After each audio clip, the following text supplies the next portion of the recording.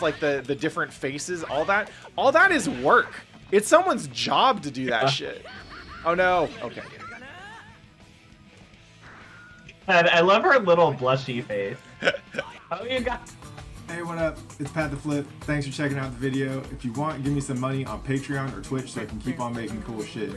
Peace. Hey, what's good, everybody? But we got Aevee on deck in a little bit. We're gonna go through. So if you were here, y'all know. Hey, what up, Salzor? Y'all know the Games with Bee streams that we do every week. And normally we're digging into stuff. We've been working our way through Arxis games for a while, just kind of like remembering. Or just kind of going through a lot of their older catalog to get a sense of their continuity and their growth as fighting game developers, you know, leading up to Strive. We are in season 2 of Games with Bee right now, and this story arc has really been about seeing all the development and all the work that's gone into their games previously, so we can better understand how they got to Strive. And obviously, we're going to spend some time with Rev2, but last week we actually did something different, and we just engaged with Rev2 pretty much purely as players. We didn't talk at all about the craft of the game or any of the stuff that went into it, because it had been a long time since I had gotten a chance to play with Aevee and really dig into how she had been doing as a player. She's been going pretty hard on the game, all things considered, for a little bit now. And so it was a super fun time just kind of digging into her skill development, giving her some tips and tools and stuff like that. Frankie is howling. Frankie's kind of pissed right now. Look at that. Look at that cat. Frankie, you want to say hi to the internet? No? Oh, shit. No! God damn it. It unplugged. Oh, hey, that's cool. Either way. Give me 1 second. Damn it. Usually when this stuff happens, I then have to turn the stream off and turn it back on again.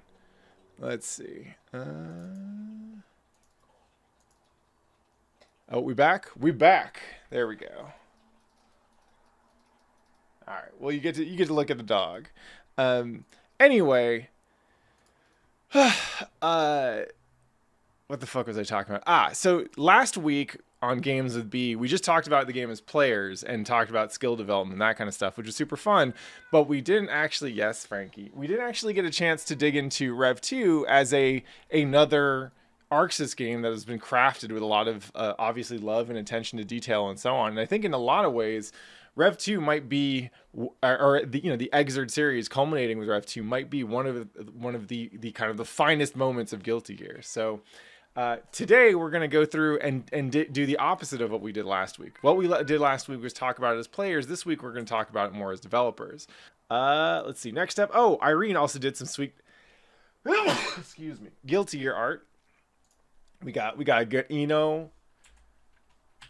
We got a Venom. We got a Jam. We got a Slayer. We even got a May. Super awesome. What else we got? In unrelated to Guilty Gear, but if you missed the Gekio interview that I did last week, it was a super fun time. We got to talk about the art and business of making popcorn. It was a blast. And Sandwich did a bang up job on the edit. So if you want to check that shit out, I highly recommend it. It was a ton of fun to chat with Gekio. I look forward to getting other people on the show for interviews, because I love talking to people about whatever it is they're passionate about, especially when you got some badasses like Gekio who just do super cool shit. Like you got to know what's going on in their heads, you know? Anyway, that's it for the promo stuff. I'm going to go ahead and call up Aevee. Let's see if she's up. Hello? Hi. Great. Discord loves defaulting to very strange things these days, but I figured it out. Yay. Glad to have you here as always. So I don't know if you caught the stream intro, but basically I was reminding folks, if they didn't tune in last week, that normally we end up kind of splitting the difference between like a player experience and a dev breakdown on the games that we've been featuring on this segment.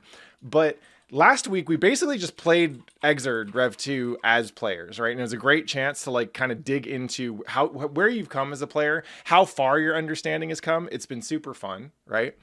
But this week I figured we could just sit down and kind of like take turns going through some of the wild shit that's in this game and just kind of showing it off. Because there's a lot of cool like animations or moments or nuance in this game that I think is worth just spending an hour or so showcasing. That sound like fun? Yeah, let's get down to Yeah. it. So I guess one of the caveats here is we don't actually need to be like net playing against each other for this kind of thing. But I don't know. That might be the easiest way to start out if we go character by character. There is some stuff that I'd eventually like to dig into in like MOM mode that I think would be fun. But let's start by just meeting up in a match. So I can go ahead and make a lobby if you don't already have one. Yeah, let's do that. That sounds great. I wanted to say that I've been having some good moments lately. Like after you gave me a bunch of those tips, I found myself really being able to break down matches a lot better. Ooh. I was having we didn't really talk about it on stream, but I'd been having I don't have very much Heihyun matchup experience. So I'd been playing it against a couple of players, and I was like, I kind of understand what this character's weakness is, but I'm having a lot of trouble. Their damage is just so huge. Yep. It seems a really weird. I don't understand why there's a Shoto with grappler normal and grappler health in this game, but that's kind of how Hyun feels, and weird controllable Oki. Yeah. But let's see. Oh yeah, I got the invite.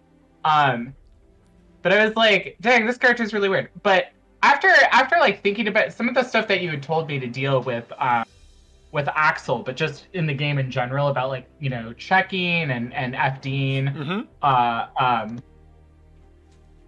you know, FD breaking to see what people are doing and kind of like thinking about breaking up that rhythm.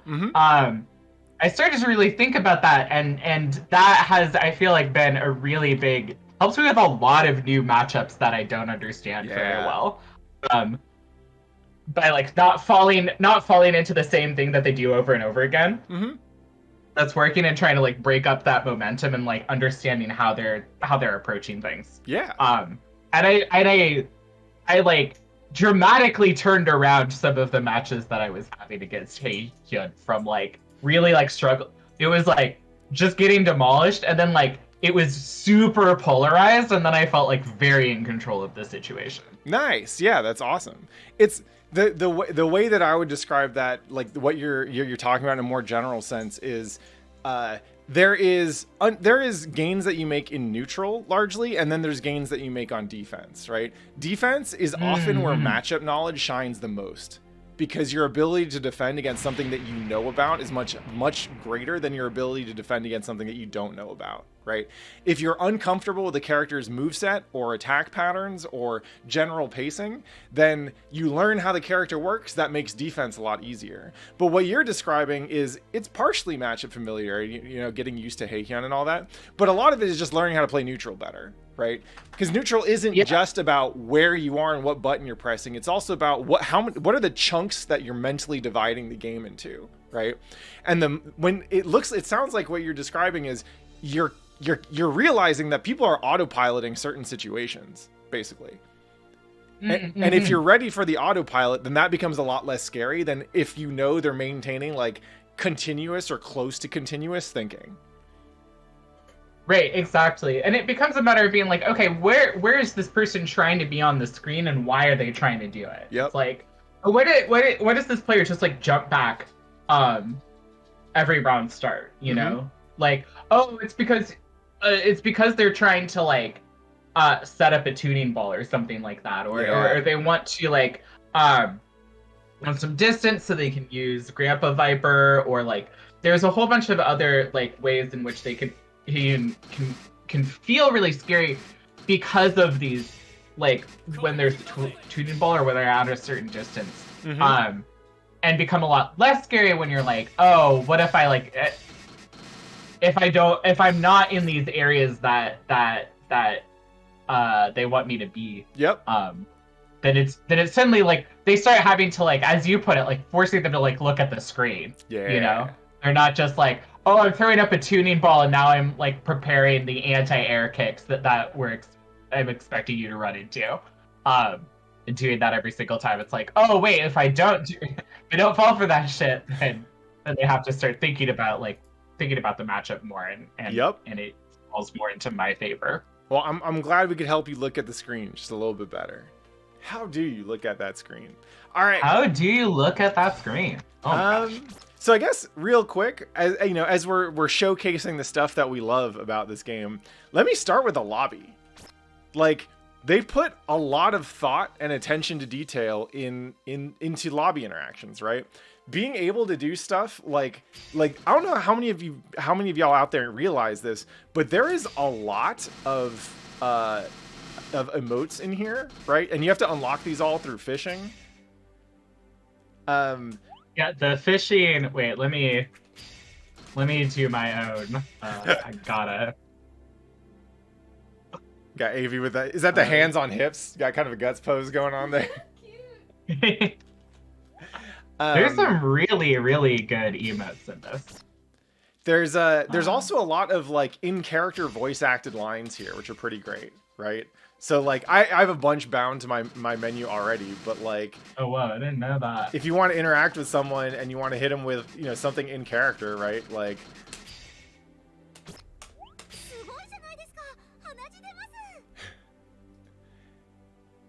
being able to there's the whole thing. Yeah, getting all this character VO, and it's like buried in a menu. Like, I didn't know most of the stuff was in there for a long time, right? Whenever I leave a set, I hit him with the Slayer. My apologies, but my wife is waiting for me. What a good one! And yeah, you can't forget Maze. Like, since I leave my PC on with the lobby open after I'm done with stream, I will often like stumble back here bleary-eyed at like 2 in the morning because some asshole is just mashing yeah, oh yeah, oh yeah, oh. There's another thing I like about the lobby, and that's the soccer ball, right? Gives you something to do. Yeah, the soccer ball is such a good feature, honestly. Yeah. It gives you something to do, like, even stuff, it gives you a little extra dimension of expression, right? Like, if I lose a match, and then instead of getting back in line, I just walk over and kick the fucking soccer ball, or whiff, like that just told you something, right? Or sometimes people will kick the soccer ball on their way out of the lobby or whatever. Sometimes we get lobby FIFA going when we're worried about, or when we're waiting for someone to connect. But it's just something that gives the space a little bit more of a reason to exist, right? And there's even like a timing aspect to it, right? You can charge this kick up, which is pretty cool, and then kick it all over the place. And let's see, what else do I like about the lobby? Obviously, I mean, there's like play flow stuff that I like about this. Like I said, the emotes are pretty cool. Oh, actually, there's one more thing that I like about the soccer ball, though it is also annoying sometimes, and it's that it does actually serve a useful function outside of just having something to do. If someone is AFK, the easiest way to make a loud noise that catches their attention is to kick that fucking soccer ball. It's pretty good. Yeah. And yeah, there's a training mode set up here, which is pretty neat. I wish that people could use it together. That would make a lot more sense. Yeah. I do like that it's there, though, because you can kind of like set up a lobby and wait for people to come and sit in training mode. Yeah, exactly. And even the avatars here, like I've left this avatar on forever, but like the let's see, can you set that here? Yeah, edit avatar. You've got like a bunch of different potential characters that you can pick from. It's not the most expressive, but it does give you something to work with, right? There's a lot of personality in this thing, and it's funny to me because I don't think my suspicion is that when it came to actually designing this feature out, they didn't put that much thought into it. It's not like there's anything in terms of how the lobby matches flow or how like queue state is managed that feel like they put in a lot of thought here. Actually, quite the opposite, right? There's a lot of weird, funky jank with this stuff that honestly makes like. One of the first things that you have to tell people when they play Rev 2 for the first time is, here's how to use the lobby. Please don't spectate a match when it's almost over, right? Because it'll fuck it up. And it's just this bug that's existed there for a long time. It's annoying as hell. But when it comes to like the art effort, like they clearly had some animators and some 3D modelers and folks, and you know, even extra voice acting, right, to just sell how cool these spaces are, which I think is awesome. Like one of the reasons that I actually started streaming gear consistently, and really streaming consistently at all, was because I saw people streaming their lobby sessions on Xrd, and I was like, oh, that actually sounds like a pretty cool way to pair streaming with the lobby system. I don't like streaming games that just have queues because it's really boring. And you know, there isn't this the sense that you're hanging out with a group of people, but I really do think that despite the lobby's like technical flaws, the experience that this lobby creates is actually my favorite in online fighting games. Yeah, it's a very, like, I do think that there's something to be said for, like, this kind of, like, community space to hang in. Mm-hmm. And I can understand, like, despite, like, how god-awful so many things with Strive's lobby system is, mm-hmm. I can see kind of how they got there. Yeah. Like, they were like, oh, we don't want to just give you a queue. What if you were, like, actually hanging out? I mean, it's kind of ambitious to want like to want that kind of like outside of like a group that you chose yourself, you know, mm-hmm. that you're just gonna hang out with completely random strangers when you're in like solo queue online. Yep. But I can see it, like, I think that's a real ambitious of them. Yeah. But I can see why they want that and why they would hope that would be possible. Yep. And how that could only be possible if they were doing things the way they were doing it. And like, so one of the interesting things about this is like, one of the questions that comes up a lot when people are talking about the lobby systems in these games is like, why don't you just give me a queue? And you can actually queue. There is like you can queue from these lobbies into ranked mode if you want to, like if you're playing in a region that has a decent ranked mode queue. But so, you know, like people will bring up like, oh, in Fortnite or in League or in Overwatch, you just get to click a play now button and you're in a match. And I think that kind of works for those games, but it also kind of sucks. And with a game like a MOBA, for example, like say Dota 2 or whatever, if you do that, it's a high probability that whoever's playing that game has never actually played this game in person with other people, right? Because unless you're at a LAN cafe playing with a group of people who are also with you at that LAN cafe or something, right? Or maybe like college dorms or something, it is entirely possible that your only experience with that game has been with like rando queue strangers, basically, right? Maybe you play with a friend here and there, but you're most likely not in the same space. But with fighting games, because fighting games predate online multiplayer, like competitive games, we have a really clear understanding of how good it feels to play these games in person, even if you're playing with strangers, right? That is the arcade experience. Most of the time when you walk into an arcade, you don't know anyone in there, but you're still down to play games with them, and it can be pretty cool, right? And so I think that with online fighting games, the fighting game developers realized pretty early on that it's important to think about how you structure the path that a player takes to get to a match, not just what goes into the match itself, right? How do we skill-based match and blah blah blah blah blah, but do we actually make the player go through some steps to be invested in the match they're playing? And I think these lobbies actually do a bang-up job of that, which is cool. Yeah, I think there is something to be said for that kind of like in-person experience. And I think that's actually maybe something too that like the people who make these games are coming at it from that perspective, right? So the idea of replicating that experience is really important to them. Mm-hmm. Whereas I think probably a lot of the people making like modern online competitive games probably never had that experience and don't value it in the same way that a fighting game developer would. All right, so let's hop into a game. Let's just go through some characters and pick out some cool shit and take turns talking about it. All right, we can start with the names. Yeah, let's do it. We don't even have a choice, obviously. Yeah. I set this game to training mode, so at the very least, we don't have to worry too much about like match reset or something. If you have a bunch of UI on your screen, you can pause it and turn it off. Cool. All right, so I guess I can start by just talking a little bit about things I love about Chip. And of course, there are so many. I could spend an hour easily just talking about this stuff. But in Rev2 specifically, I think there's a couple of things that came to mind as just like kind of mwah moments, right? One is they kept jump install. So if you don't know how jump install works, basically Chip has a double jump and he has a triple jump, right? he can do a bunch of stuff in the air. He's the only character who can air dash and then do a double jump. So he gets multiple actions in the air, but he has these teleports which don't let him do those actions normally, right?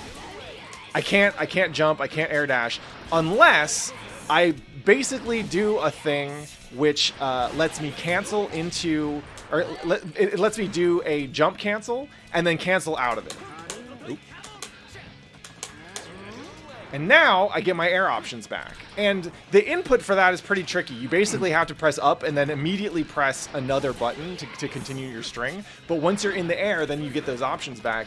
And I think it's cool because it's a neat way of, one, this was almost certainly a bug in early versions of, I think, X and XX. Right, yeah. But they kept it. And what this does is it gives them a better teleport, right? So you have the regular version of a thing that you can do, but then if you satisfy this kind of obscure execution check, you get the better version. To me, that's fucking awesome, and I love it because that is how it feels to learn martial arts techniques, right? Like, I've been taught how to throw like a jab and a straight from probably a dozen different striking coaches from different disciplines, different backgrounds, whatever. And they all have their own version of it, right? And they all have like, oh, here's the base version, right? But then here's the thing that I like to do, and here's how you teach it and stuff like that. And to me, the jump install and the fact that they managed to keep it on this pretty kind of neat, obscure input, like, that's awesome. It's not just about respect for kind of like legacy players with legacy skills. You know, anyone who learned how to do a jump install in a previous game would be disappointed to see it gone, right? But it actually does create a little bit of extra depth for Chip that doesn't feel like gatekeeping to me, right? Like, I'll see people talk about Chip and be like, oh man, he seems so hard, I don't want to learn how to jump install. And I'm like, I played Chip for years without learning how to jump install. And then once I did, I was like, cool, this is tight. But it's not like the most important thing in the world. It's just a little extra thing you can do to get a little extra situational power. Fucking awesome. Yeah. You know, yeah. I've actually come around on that. Because I'm doing it right. The viewers could probably see that I'm doing Icon's version of that right now. Yeah. That I've actually gotten pretty good at doing. Nice. I'm impressed at how few times I'm dropping this. Hell yeah. A cookie for Aevee for learning how to do Kire Tatami. It's very like it I think my first real kind of like moving past the barrier of gear was doing like L-felt combos actually. Yeah.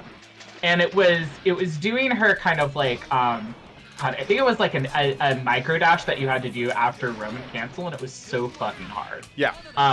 There's like a bunch of things that you have to do with her, like shotgun stance, and the waiting and the timing and her like reloads and stuff. That felt like kind of, I don't know, they felt very frustrating and arbitrary to me at various times. But when I started to get like more serious about them, and starting to break them down and treat them as if they were their own challenge, I got more interested in doing them.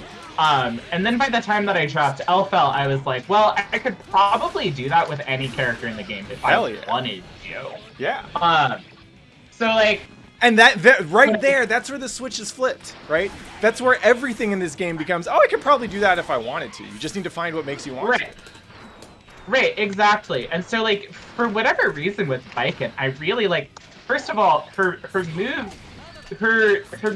and her attacks feel very, very satisfying. Like, wait, can I hit you in the air? Yeah. Because I want to press JD. Yeah. All the time. Yeah.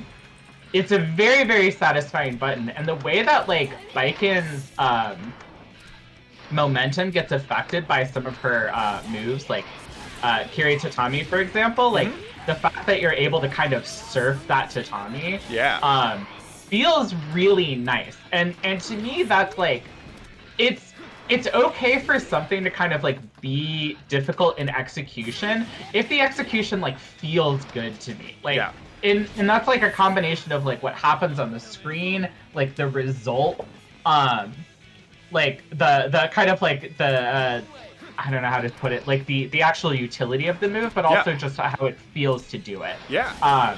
There's a certain like feeling that I get like from doing like from boosting around in Gundam versus really efficiently. Like it's difficult, and it requires a lot of timing, but it's very satisfying because you can like really feel the smoothness of your move. Yeah. And how nice it feels.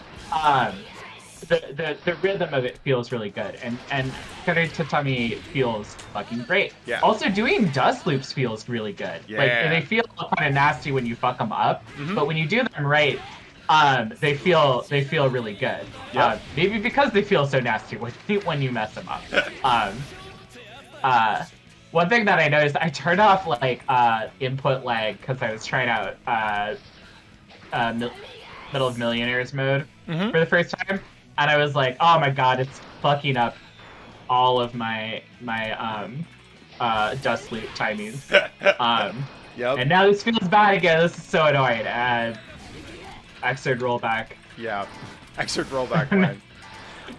There's something that I want to kind of highlight that you were talking about. You're talking about like the satisfaction of moving around and kind of seeing the character move exactly where you want them to go. And this is something that I think we poked at a little bit when we were playing Vampire Savior, right? Like, fighting games aren't just about what the characters are doing on screen. It's about the connection that the players feel when they see the character respond to their moves, right? Right, yeah, and definitely. The things like having short animation times, a lot of sensitivity into how your inputs turn into like movement around the screen. All of these things work to create a closer experience to the character that you're playing. One of the things that I hate about playing like newer fighting games, especially like this is something I noticed with the Strive open beta pretty hard, is I feel like I'm handling them with whatchamacallit, like oven mitts on, right? Because their movement is just more restricted. And attacks generally take a little bit longer. There's a lot more commitment in all the attacks, so I get fewer moments to feel like my input is going to change the direction of where my character is moving.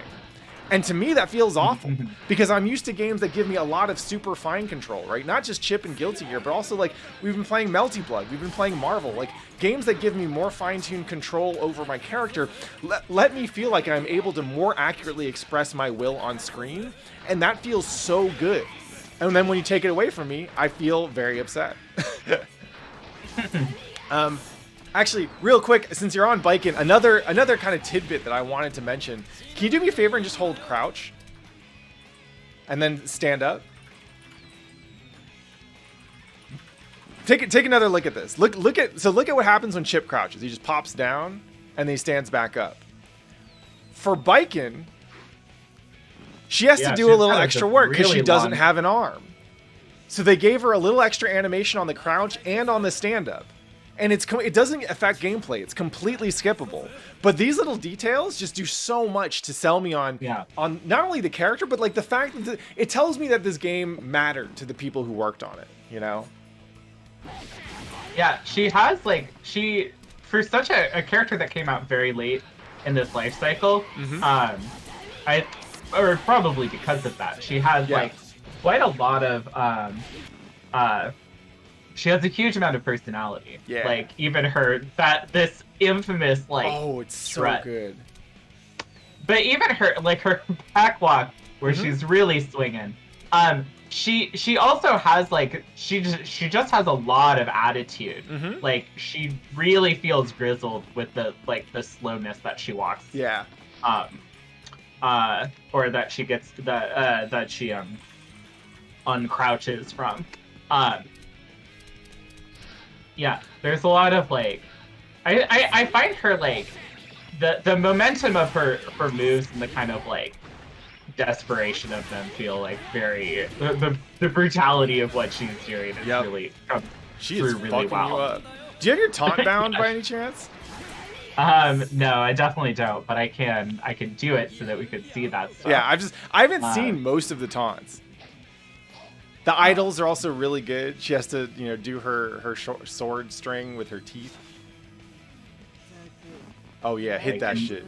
Smokes fucking weed. She has unique insults for every single character in the game. Nice. I saw a YouTube where they're translated, but she'll say when she finishes smoking this pipe, she'll say something unique to every character. that's shit talking them. Wait, can you press forward and taunt real quick? That's such a good one for her. Like, it's this one is also great. Yeah, she's just like this really uncouth samurai, so it makes sense that she would have this kind of, like, if she's doing her respect, it's like, she's like, oh, you're not so bad, this is kind of fun. Mm-hmm. Let's get fucking drunk. What a queen. Yeah, I love Chip's meditative taunt here. Oh, let's see, there we go. Because I've seen the homie Big Sarv use this as a legit bait several times, right? Oh, really? Yeah. Let's see, is it? Ooh. And it's because like he'll do this, but you can cancel out of taunts into attacks in this game, into special moves. So I could do like full screen taunt into Alpha Blade or whatever. And yeah, this is also, it's one of the best things to do in a Guilty Gear game is to taunt someone at the end of a round, like after the KO hit, because then they go into the next round with 50 meter. And it's my favorite, it's one of my favorite taunt mechanics because you are actually saying, hey, this was so easy, have some more meter, try again, kid, you know, that kind of stuff. Yeah, that is a real, that's a real taunt. Yeah. I love that. I remember because that's in XX. Yeah. No, the taunt gives to clarify to the chat. The taunt gives the opponent to the other player. Yeah. Yeah. Yeah. So if you win round one and end after, if you do a taunt after the KO, because you can do moves after KO, then it says Rakusho on the side of the screen, which means literally it's easy win, right? And what you're saying is this was such an easy win that you get to start, you let the opponent start the next round with 50 meter. Yeah, imagine if every time you teabag someone in Halo, you gave them like, I don't know what. I feel like that should be instituted in more competitive games. Is like, if you're going to like do the disrespect, then the opponent should get something out of it. Yeah. I think that's a really good balancing mechanic, actually. And I don't want to go into this too deep. I actually did a video on taunts last year, but that is how you communicate the strength of your taunt, right? Like, comboing into an IK, that's styling on someone. That's cool. You say, I'm so good, I earned this cutscene, right? But telling the opponent, exercising an in-game option to give the opponent extra meter, like, that is real, right? That is someone actually saying, you know what? Maybe we should make this a little bit easier for you. And god damn, I love that. Yeah. All right. Real quick, I know I could go on forever about this. There's actually two other things that I wanted to mention specifically with Chip that I thought were particularly excellent in terms of their execution. One is this JS.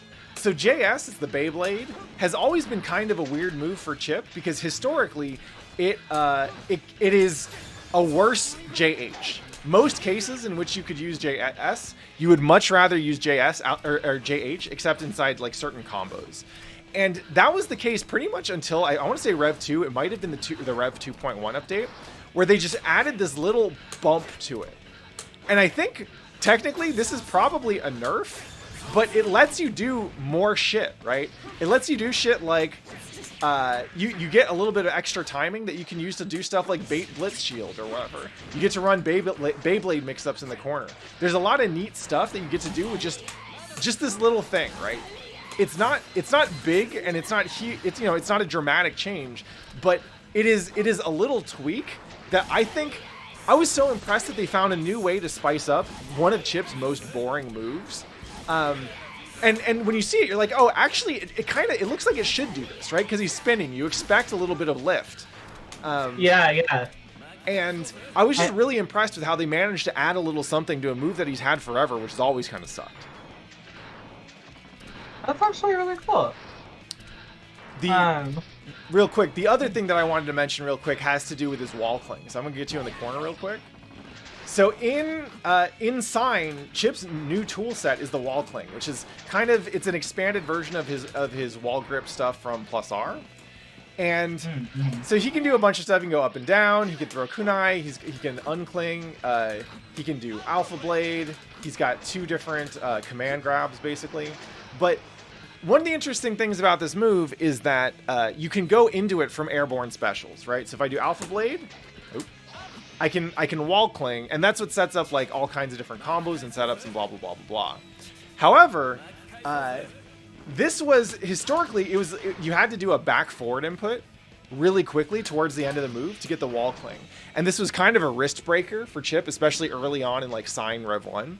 And so I think it was in Rev 2 that they changed it so that you can also hold the attack, which has made it a lot easier. Oh, neat. Doesn't detract from the kind of the what the move can do.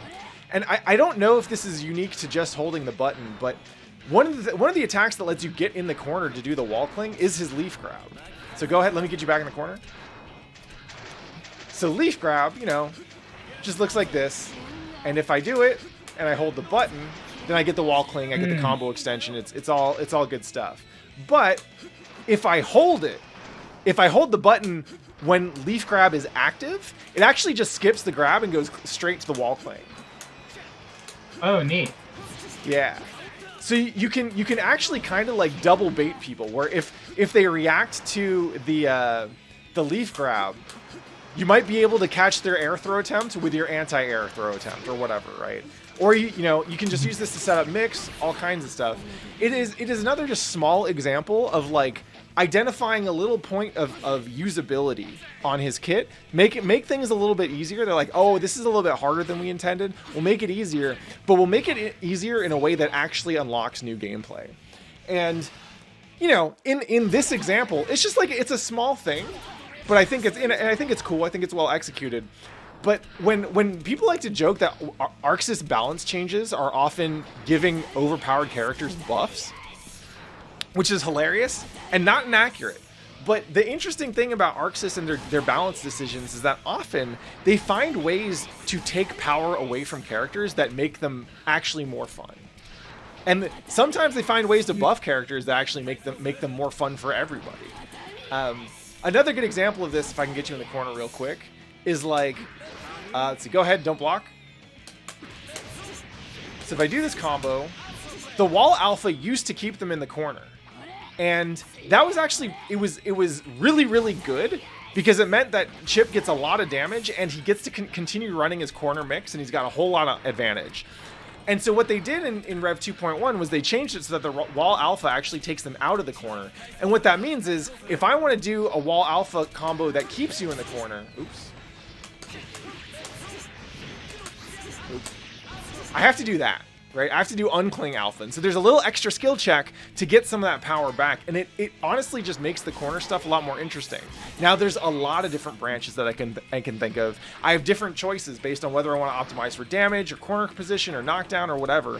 And it all just made the character a lot more interesting to me, which I think it's pretty amazing that a nerf could make this character more interesting in that way. Cool. What's up? Oh, yeah, I was just gonna say that, like, I had been thinking about that even with, like, kind of, like, recent, like, I don't know, I have followed kind of, like, competitive game balance for, like, a long time. Mm-hmm. So I've, like, I've seen a lot of these cycles. And with stuff coming up in Strive even, I was like, people are like, oh, this character's already bad, like, why are they nerfing him? Like, why are they buffing this character? And I think that it speaks to people kind of interpreting like nerfs and buffs as this like entirely like linear scale of like, this character is underpowered, therefore we need to increase power of X. Right. But there's so much stuff that like that can affect, you know? It's like pretty easy like to make a character just totally busted and overpowered if they wanted to. So they should like so there's a lot of complicated things that go into that, and also like you were saying, like, you know, they have to make the characters like fun and interesting to play, and fun and interesting to play against. Which is a very difficult balancing act. You know, you know, I mean, there's a certain way in which it's okay for stuff to be frustrating. Or you know, because sometimes that's fun. Yeah. Lots of single player games are predicated on that. But I think it's just like interesting to think about, like, you know, there's, especially with a fighting game where you can't just be like, oh, we're gonna increase the damage of Fireball by like 5% to like balance, keep it in line with other abilities. Like, you actually have like this huge toolkit that does so much stuff. Like, balancing and some of that is like, some of that is dependent on the complexity of the game, right? The more stuff that's in the game, and the more opportunities you have to draw connections between existing tools or existing situations, like the finer tuned or the finer grain your tool set is, right? Like, if you look at like Street Fighter balance changes, Street Fighter is still a pretty nuanced game, but a lot of those balance changes, a lot of them just boil down to, okay, this thing's now like -2 instead of +2 or whatever, you know? Right. And yes, that has an impact on the game, but it's not the less fine grained your character tools are, the less fine grained your balance tools are going to be as well. Yeah, exactly. Like, I don't know too much about like the balance changes of this game in particular. I saw a video about like Raven's balance changes. That was very interesting. I thought that was like pretty cool. Just in that it went into like how when Raven was like at the most overpowered, he was also like really boring. Yeah. And super like brain dead straightforward. Yes. And you didn't have to deal with his like masochism mechanic whatsoever. Yeah. And it was like, and when they like nerfed him, they also made the masochism mechanic a lot more interesting. Yeah. They gave him quite a bit more depth. Which I think is a very, like, you know, that's the ideal sort of balance that you need, is that like you actually, I could sort of see it, like, we could talk about like this being an Arxis thing or even just like good fighting game development, but like making the character feel more like themselves. Yep. Like as the higher priority. Yeah. Because like you're never gonna necessarily like unless you're like you can't necessarily make a grappler good, or like you can't necessarily make like an Axel good without ruining the game. You know, like you can make them pretty good, but there are certain, you don't want either of them to be top tier. Exactly. You don't want them to be top tier, and it's okay in a certain way. It's like it's okay if those characters are bad, because the people who play them really want to play them a certain way. So the best that you can do is like give them tools that make them feel like they can play that game as effectively as they can. Yeah. All right. I don't know if there's anything else you want to show off with Biken, but we have to show off that IK because it's cool as hell. Oh, Bikens? Yeah. Well, I mean, Chips is one thing what I really love, and I don't know a lot about like Biken's like super early XX history. Yeah. But I love that Tatami, like, I believe that this was not originally a thing that she could do in the air, and they were just like, oh, she needs to be able to do Nora stuff. What should we do? We already animated this thing. Let's just let her do this thing in the air. It doesn't make a single fucking bit of sense. But like, it has physics. Like, it actually like flops down. Like that I think is a really funny way of making a thing, and it's like, you know, who cares? Yeah. It works. And it becomes like this really like the most defining thing about her toolset other than Azami. I just love that it's like one of those goofy fighting gameism things that really starts to define her as a character. Out of like taking a move that makes no sense as an air move and just being like, well, we don't have the money, so to make it make sense. I think my favorite thing about Tatami is the plus R force break Tatami. I don't know if you've seen it, but she does a Tatami that then unleashes a string of Tatamis, like a domino reaction that goes all the way across the screen. So good. It's like, and it's this perfect like samurai cliche thing too, right? You know, so like it's good that she has it, and it's good that she can like if Biken was in like Samurai Showdown or something like that, she would just like have grounded Tatami, and that's all she would need, really. Yeah. But like she's in an air dash game, so she has to be able to do it in the air. She can't actually fulfill that samurai fantasy. So in order for it to feel right, it has to make no sense. Let's do that. Let's do that IK.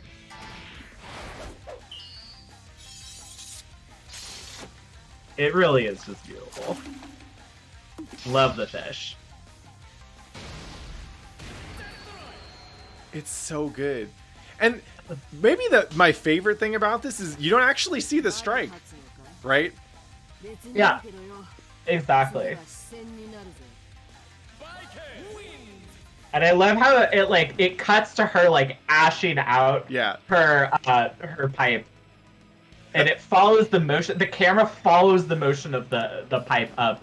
Is like very intimidating. Mm-hmm.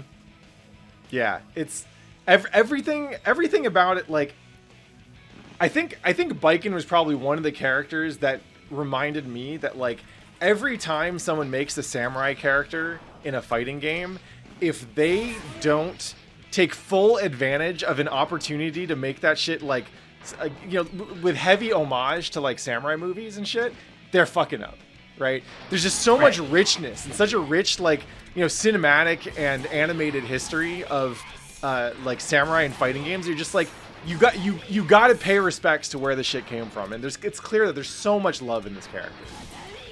Right, exactly. The fact that even her intro, which I think we skipped, references that was really good. Yeah. All right, let's try out some different. So we're gonna switch off characters. Yeah. Yeah. Well, I feel like Elfelt's got some of the best animation. Yep. Oh man, this character does feel good. Oh man, it's been a while since I've played her. The fact that she's got a gun. The fact that her... Also, one of the reasons why I like both Baiken and... Wow, I really feel the little differences between the characters a lot more having played... But she also has a very similar JD. Yeah. Which... where I think a lot of people don't realize that she's shooting a gun, and she's like shooting it behind her back. Yeah. Because it's only on there for a frame, and the heart covers a lot of it. Mm-hmm. Yeah. And that's actually one of the things that to me is so cool about like fighting game animation, but I think that ArcSys has handled brilliantly when they have the time, is like stuff like the thing you're noticing, right? Like the behind the back. Go ahead and just hit me with JD a couple times. So you would only see it for a frame if it's whiffing, right? But you pay attention to what the hit stop frame is. And when you see this thing 100,000 times, because if you play against Elfelt, you're going to see it 100,000 times. The first 10,000, you might not notice it. But anywhere after that, you might notice it, and then that's where that shit starts to hit. And it's the feeling of noticing little things in this game after spending thousands and thousands of hours on it that is just, it is a testament to the craft, right? It is joyful to get Elfelt JD'd for the 100,000th time and discover that there's actually something in there that you hadn't seen before. Right, like I think that's a thing that gives a lot of life to fighting games. Yeah.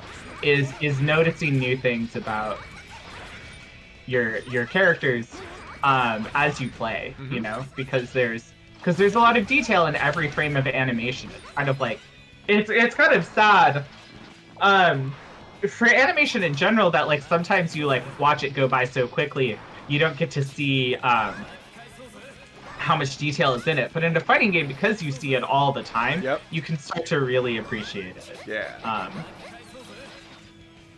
Also, one of my favorite things about Elfelt, her shotgun reload. Like the input, right? Yeah. It's really fun. I think it was something that like actually kind of drew me to the character. Oh, absolutely. I know when I tried to play Elfelt, like I kind of didn't get it, and then I got the feeling. So that if y'all don't know, the shotgun input, the shotgun reload input is just back, forward, and then it's what, like you have to press like slash or hard slash to shoot again, right? Yeah, you have to go back, forward, heavy slash. Yeah. And that right there just makes it feel like you're actually cocking a shotgun. Like it's the closest I've ever felt on a stick to be going, you know, blow, blow, blow. and everything about the connection between how it feels like to do it, especially if you're on a stick, it's so satisfying. And then to see the shot come out and to see everything happen so quickly, it's this really strong just gameplay moment. Yeah. And then her sniper rifle is brilliant. Getting all duck hunt on this shit. Yeah, the fact that it has like an on-screen controllable reticle is like very really incredible. Like one of the most interesting fighting game designs. The fact that she has like she controls like an FPS character in a lot of ways. Down to the grenade that she has that she cooks. And will blow up on her. Wait, yeah. So what is she? Is she putting it back in her dress? She is putting it in her cleavage. Nice. 100%. Like that's going right between the girls. Let's go, Elfel.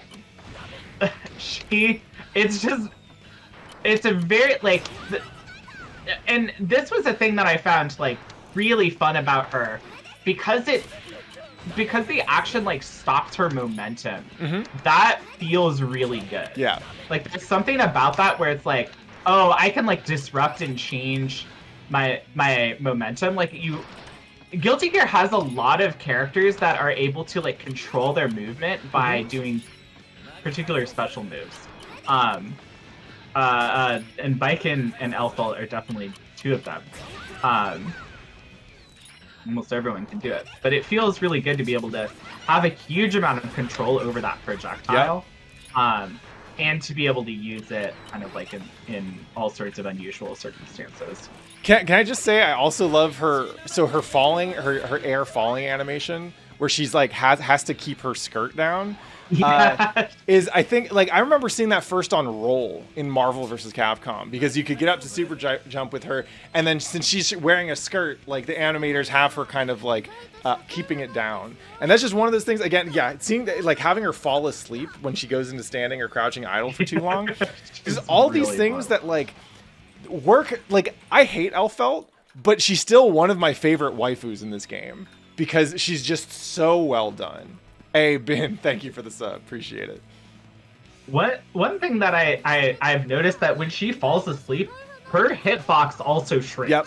She will low profile stuff. Wait, go do that again. I want to see if it gets under Faust's JK. Actually, I think they'll just do it normally. But there's like a bunch of new because we'll try it now. Yep. Yeah. But definitely would have hit. Oh, and the walk back is so good. Yeah, her little like I like how she holds her skirt all the time when she's doing this stuff. One of my favorite things about Dub Elfelt actually is that the voice actress Cassandra Lee Morris had at one point been doing freelance writing for a bridal magazine. Cute. So she's got like right up in there with the connection. It's pretty awesome, and I think her dub is actually really good. Let's see. I think with Faust obviously has so much fun stuff in here, right? And he always does. One of my favorite things is just looking at the world behind him. Yeah, I Faust was always one of my favorite characters. Like, he's this 9-foot-tall doctor with a bag over his head. He's so goofy, and everything he does is just so wacky. Yeah. Like, can you do one of the taunts where he like stands up because it's so freaky? Let's see. Oh let's my see god. What it is. Oh my god, that one's real good. There we go. Yeah, there he is. He's so tall. What the hell? The fact that he's one of the shorter characters because he's got the goofiest pose I've ever seen in my life. So Zwei is asking real quick whether the Faust dimension scrolls with the stage here. Can you get back in that corner over here? Oh sure. I think it's just which side you're on. But it is cool that there is some parallax to the background to really sell the whole like which is coming from somewhere else. There's like a little Faust tentacle man inside that dimension. Did you see it? Yeah. There's guys in there. Yeah. It's on the other side. Yep, you can see his foot. Yeah. Also, just the bag head is so good. Yeah, the baghead moon.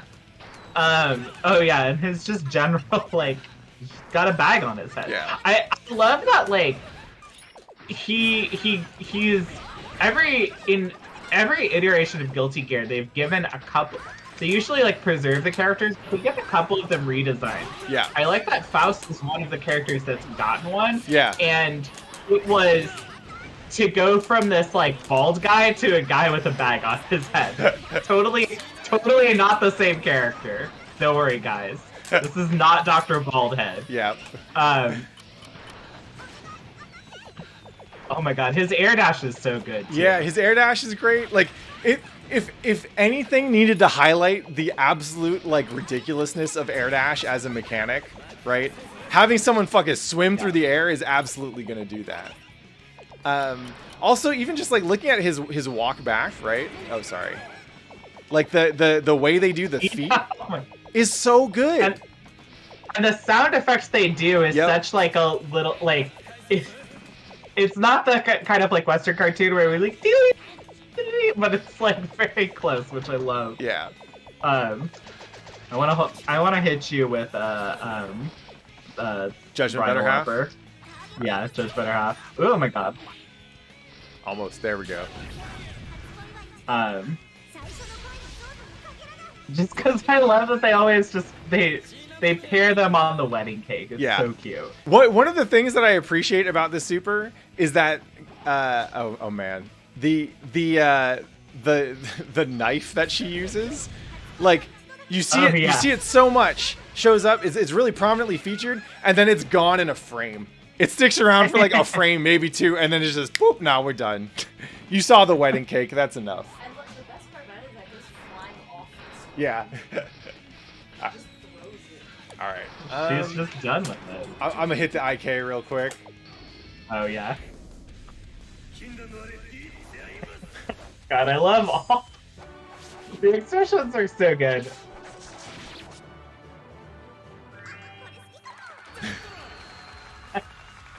And yeah, obviously the IKs, especially the ones where they do character-specific stuff, and they do a lot of character-specific stuff, right? Like this is, it's the same thing with the I forget what the super input is, but whenever they have to do multiple, like character-specific voiceover, stuff like the different faces, all that is work. It's someone's job to do that shit. Oh no. Okay. And I love her little blushy face. Oh, you got.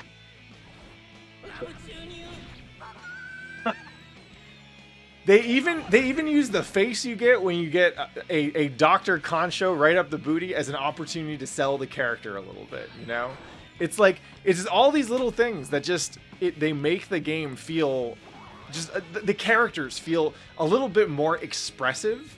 And just a little bit richer identity, a little bit more detail than you usually see in these games, which is dope. Yeah. Just kind of are like very good at animation. Like I'm not bothered by the hypersexualization of because it's so much personality. Yeah, it definitely it feels like there's more going on. Yeah. Right. Yeah. When you see Cammy and you're like, okay, cool, so I get the combat bikini outfit. I get that you're like, a former brainwashed like child soldier, etc. That's the starting point of an identity. But you don't really get much else. There's very little. Yeah. Like the most expressive she gets is like you do her combo trials and you unlock the I like cats title and you learn, oh, okay, Cammy likes cats. You know. Yeah. Right, like the. It's funny because I feel like I've complained a lot about how I don't really feel like the story mode does very much justice to these characters, but the animations give them a hell of a lot of personality. Yeah. If we get to Raven, like one thing that I like about Raven was that he was like this very like let's do solemn Raven right and now. kind of like one thing I wanna I was gonna say that I really like that Elphelt, whenever she air dashes, she leaves like a whole bunch of petals in her wake because of that bouquet. They have like it's cute attention to detail that she has that. All right. So but fun this fact character about was Raven, they made him. Once they got essentially the ability to like dramatically deform limbs and stretch things out.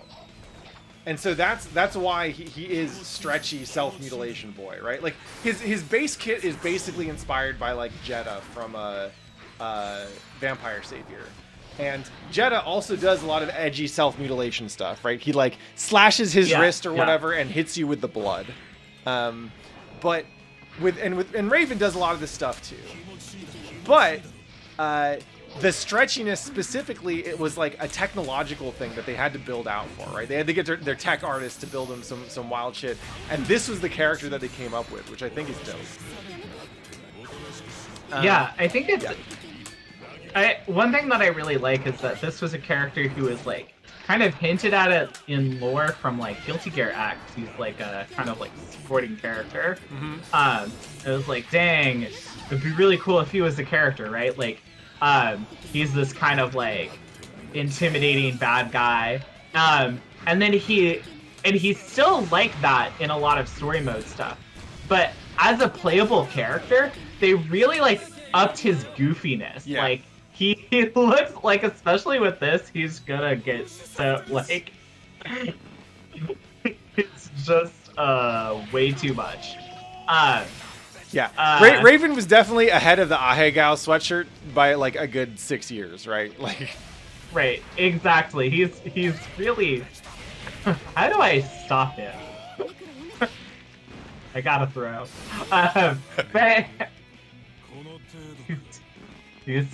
He's having too good of a time. Yep. Which is like, I think like they honestly the team that is like doing animations and like doing the job of like putting the characters in the game actually is putting like a lot more personality and fun into the characters than sometimes they actually have going on in the story. Yeah. Yeah, the contrast, I forget if we've talked about this, but the contrast between Raven in story mode and Raven in game is kind of wild. Because Raven is in the story mode is pretty much always talking like very solemnly and being pretty serious about whatever's about to be at hand. He's so cool. And then his game version is like all about the fucking like the masochism meter, right? He's like a weird pervert. Yeah. Like, and everyone like all the like post match dialogue and everything is just about how perverted and weird he is. Right. They're not necessarily trying to like make him cool, which I kind of like. Yeah. Like they're kind of like in making him more of a fighting game character, they're kind of like exaggerating his most prominent features, right? Mm-hmm. To kind of like give him I don't know who would be like in charge of this, like how he gets directed to be how he got directed to be so different in game than in story. Yeah. But I absolutely believe that was the decision made, honestly, to like make him not feel like this weird dour person without a personality. Right. They wanted him to feel like he had like some sort of zing, and they were like, well, he's got like this, we decided to give him this masochism meter because he's immortal and we wanted to like deform his limbs, so let's make him about that. And I guess there is kind of a recurring trend in Guilty Gear where, because there are so many characters that are either like have been around forever or basically immortal, they all kind of are bored and want to feel something. Right. So with Raven, they just kind of give him the most literal version of that mechanic possible. Right. Mm-hmm. It's like, this is what he's like. You almost get to be like, okay, this is what he's like when he's like delivering serious speeches. Yeah. But this is what Raven's like actually like on a normal day. Like this is Raven at home. This is at home Raven. and he's a weird pervert with a teleport dash. I know that Dizzy is obviously like a big fan favorite character. She's one of my favorite characters. But one of the things that I like about her in Xrd is that they like decided to give her like her wings are the source of like her powers, and they decided to give her like a version with her angel wing and a version with her like devil wing. Right. And that was not the case in previous games, but they did that so that they could have this like really cool animation where she has like this, like you can see Dizzy's reacting in the same way. Yeah. Like she has the same animation, and then like she's got a different person behind her, which is like some nice detail that like gives her makes her two sides and feel really, really distinct. Yep. In a way that they didn't before, which I think was a really cute way of doing that. And I think she's probably one of the best examples of the like accidental fighter or reluctant fighter, right? Like she's basically Phoenix Wright, you know? Phoenix Wright in Marvel 3 is never trying to actually hit you. He's trying to prove that you're guilty. And in the process of doing so, he might sneeze, and that sneeze happens to be a launcher. Or he might trip and fall, and that happens to be a sweep, right? When Maya comes out and like slides or gets the shield, he's like baffled, right? But with Dizzy, every time her wings are doing something, she's like, no, stop it, cut it out. I'm not trying to do this. The fact that she is actually kind of like, in some ways, like, you know, she only has a handful of moves where like she is actually like, look at the surprise on her face with her standing punch. Like she's actually kind of shocked. Like, because it's not her punching, that's Necro's arm. Yeah, right, exactly. Like she has this, I like her like her duck to avoid it, her kind of like panic. The classic dust. Yeah. Where Undine is like, the fact that she even makes this kind of like mid space when it happens is really funny. Her JD, which maybe if you get out of the corner we can see it a little bit better. But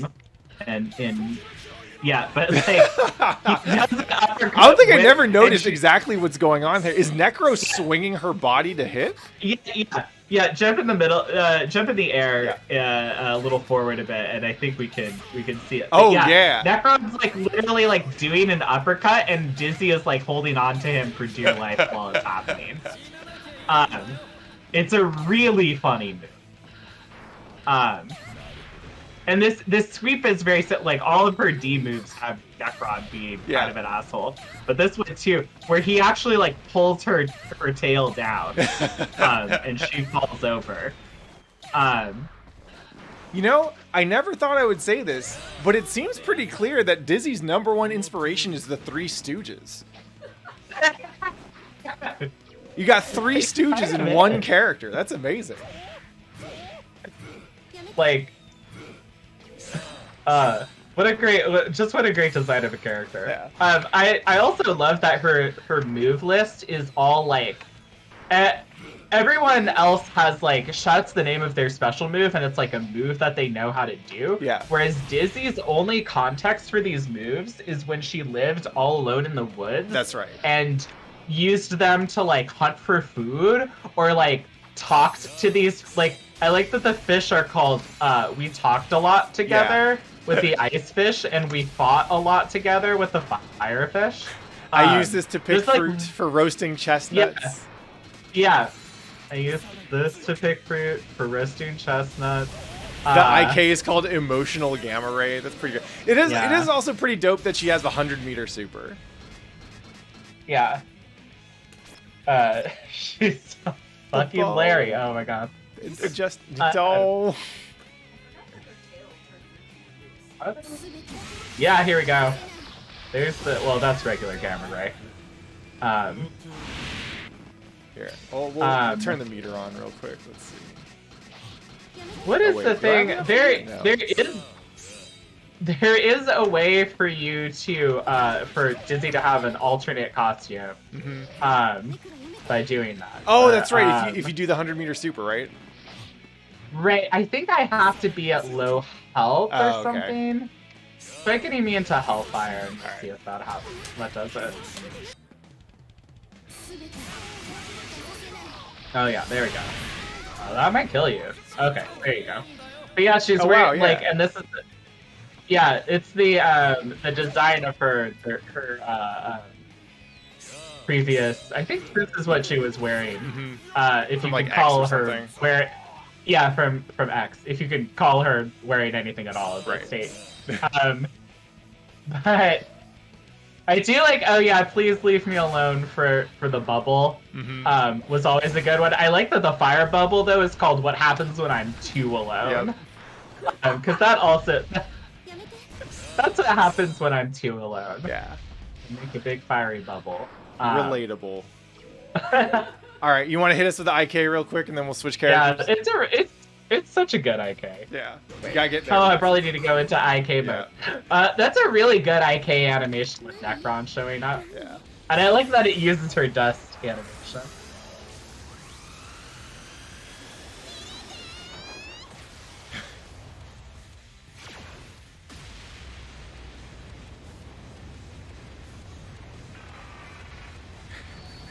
Raven's like, yo. Maybe don't miss this time, though. It's like, do that to me next time.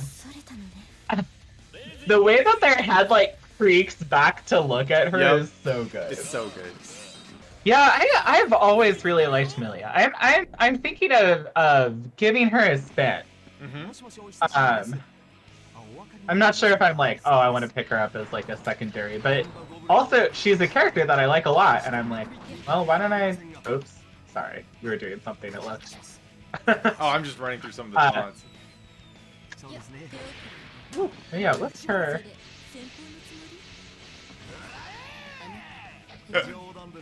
I like his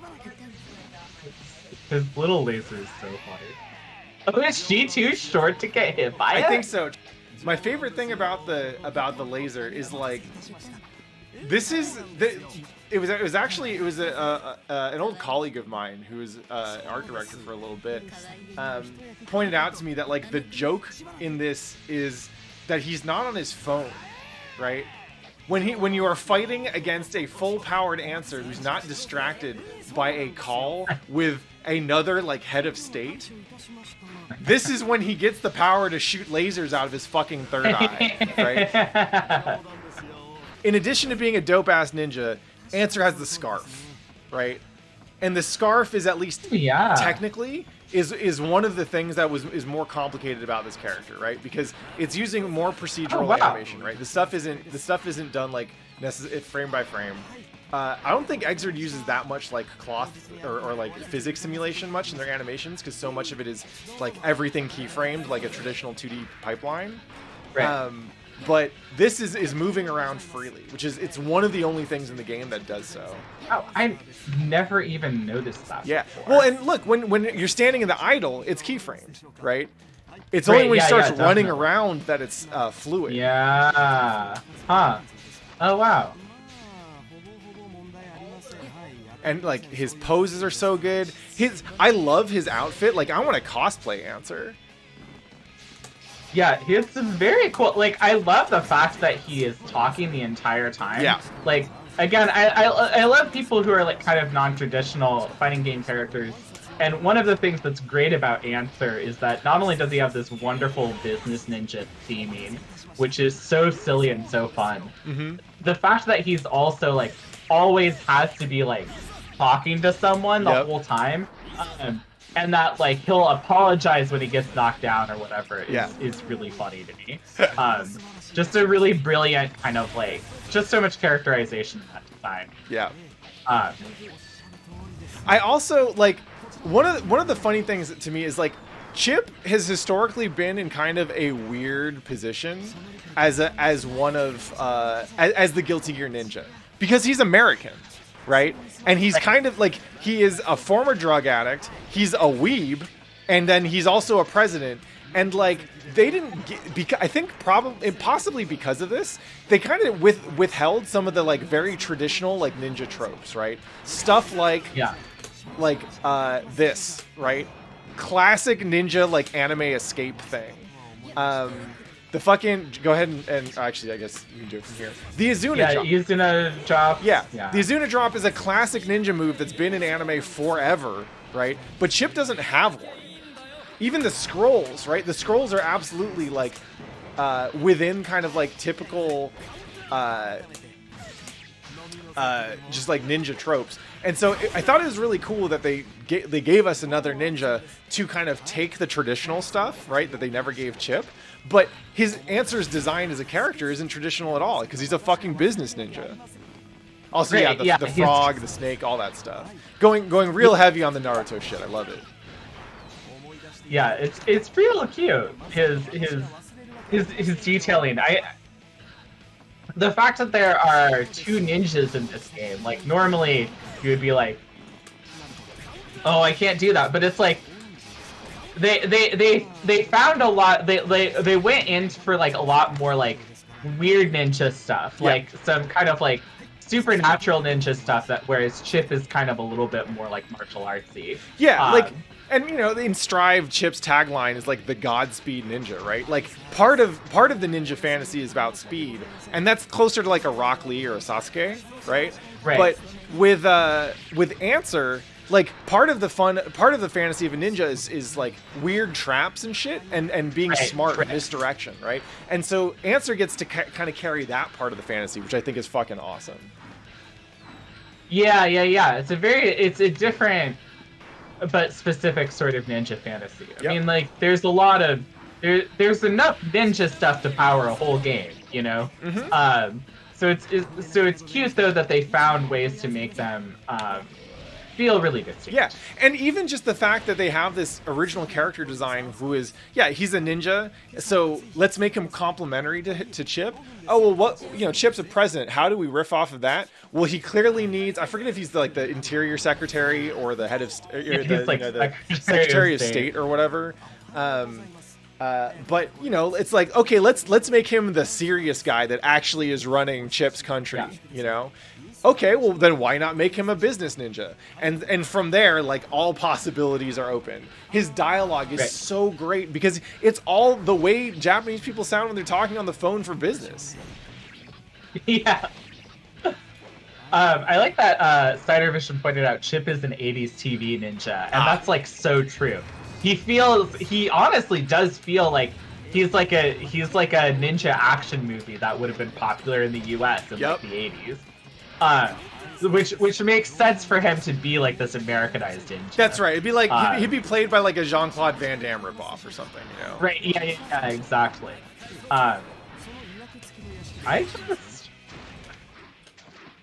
I really like Milia. Yeah. I like her cold attitude. Mm-hmm. One of the things that I love is her like this throw animation I love because it's just one frame, but it's like you barely even see it happen. It's more like by the time that it happens, you've already been stabbed by it, which is such a good way of conveying like the fast speed she of is. Milia. Yeah. Right. It's a super good way of doing it because this is a game where like throws happen in one frame, so you can have the animation just linger on it having already happened. Yeah. She's got some like very like I like how particularly in Xrd they decided to give her a lot of like her hair shape shifting has a lot of like this big sword she's on.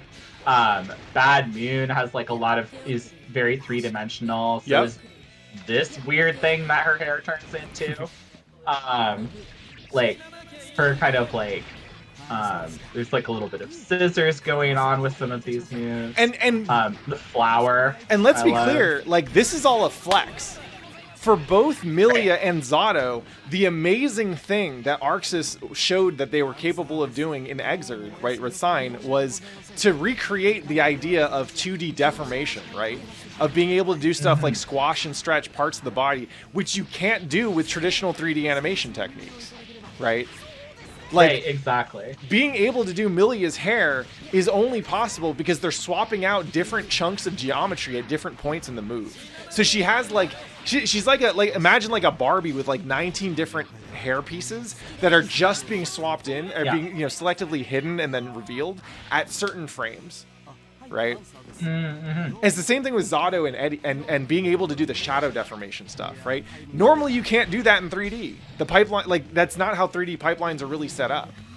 But the fact that they were able to recreate that and that they show it off with Milia and Zato, like, this is Arxis being like, we are taking the most two-dimensional animation of Guilty Gear and showing that we can do it in 3D, which is fucking tight. Yeah, absolutely. It is so important, like, you know, when you think about the core cast of Guilty Gear, like, that they showed it off, like, at a level that's, like, really, really high quality. Yep.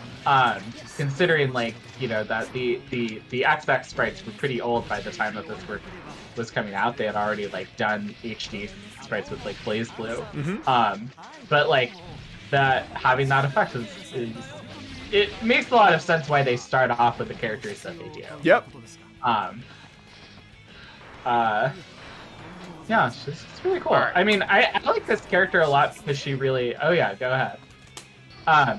She kind of, like, showed me back with XX that, like, how complex Guilty Gear characters were with Tandem Top, which is, like, a move that doesn't look like it has any utility at all, if you were approaching it from, like, normal fighting games.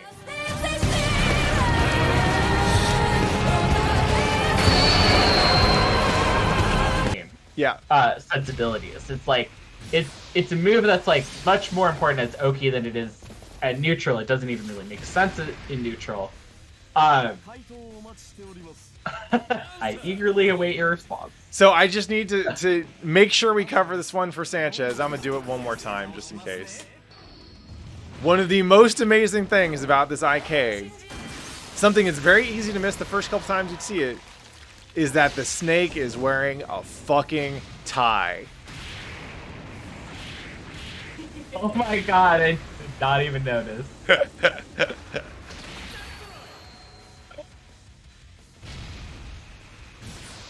God, it's so weird. It's a snake. Business snake.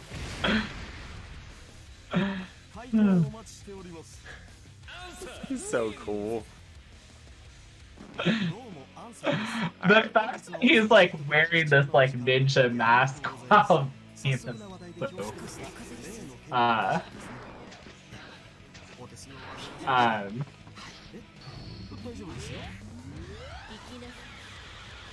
she just looks a little cute while doing this. Yeah.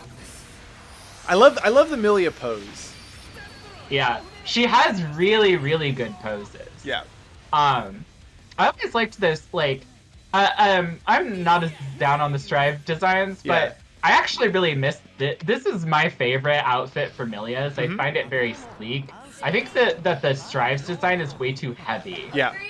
For such a fast character, like, I think that, like, a lot of the Strive designs, I'm like, I think this is a good update or redesign. Yeah. I really don't agree with Milia, and I'm glad that Irene backs me up on this one. It is very validating to have Irene agree with you about things like this.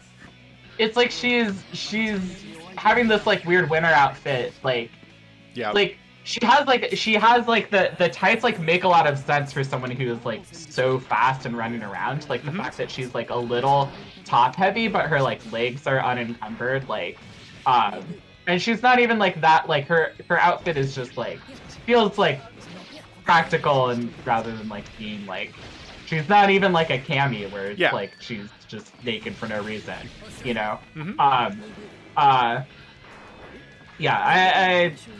Stripe design just makes her look too heavy when and the Xrd design, she has a license plate for her hair car. She does. She has a license plate for her really hand card. fucking love. And not She just is that, not- the license number is it's an homage to Zato's previous voice actor who died. Oh really? Yeah. I didn't know that. That's really sweet. Yeah.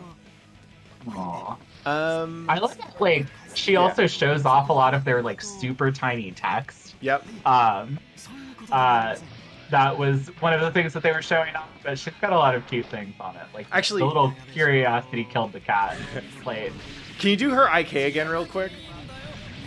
Oh yeah, sure. So I didn't realize this until Aevee just showed it, but this right here.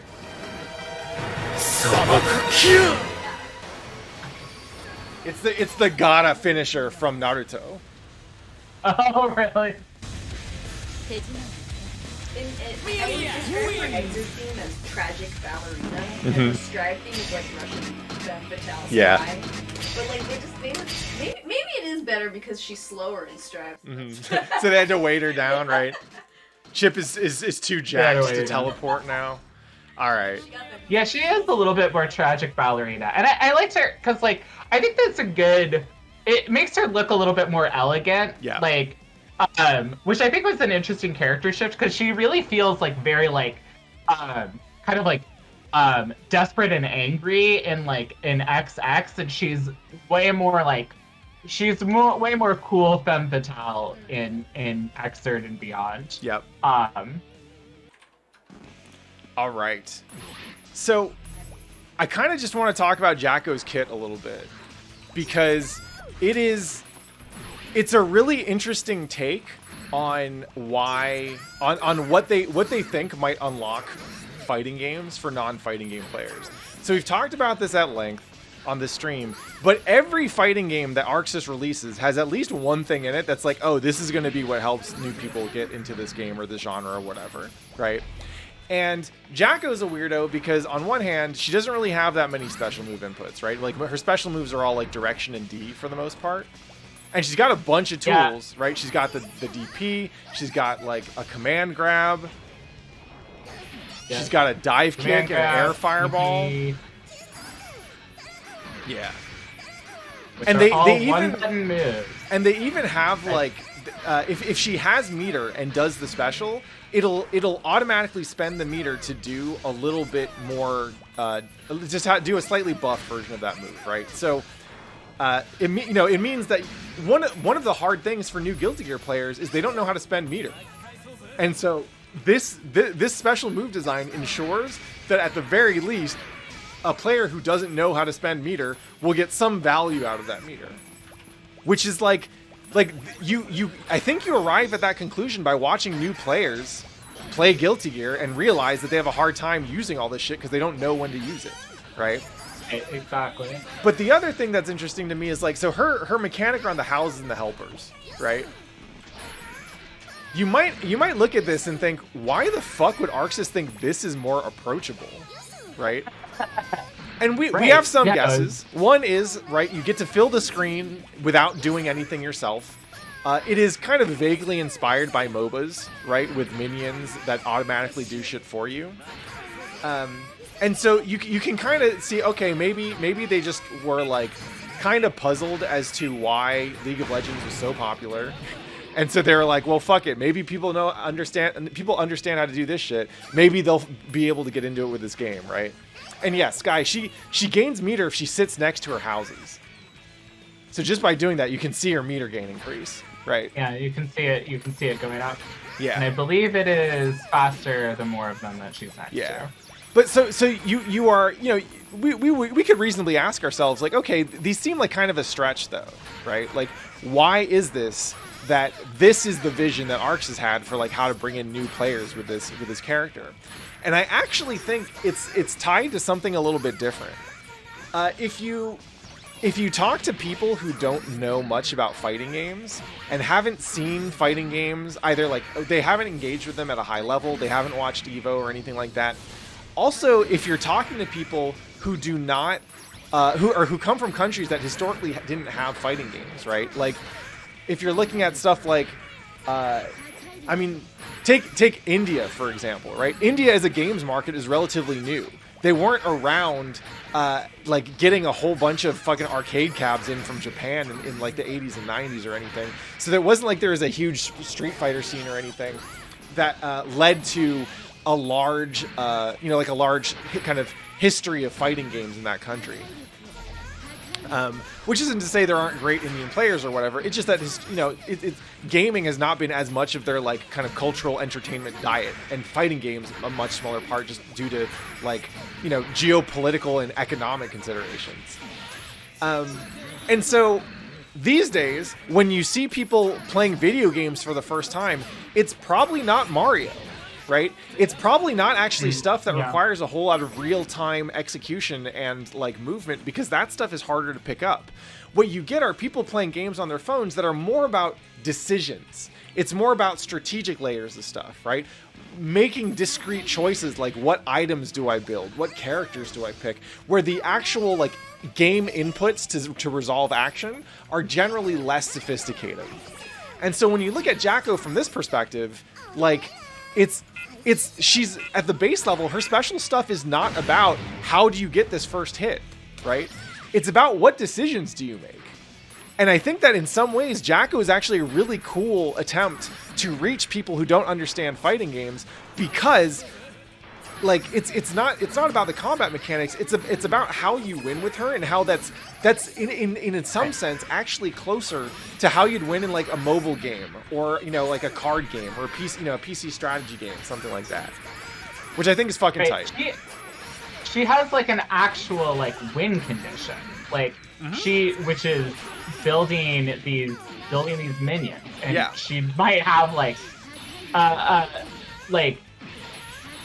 combo theory with Jacko can get really complicated, but in some ways it actually doesn't have to be. Yeah. Because you're really like using them to kind of like start a combo or complete or like begin one. Like you can do weird swag stuff, but like at a core level, and again, this is the sort of stuff where it's like, well, how are they communicating this information? Yeah. Along with everything else, or even like, oh, hey, the way that Jacko works is that she's supposed to like build a win condition by having like, just by putting your minions out.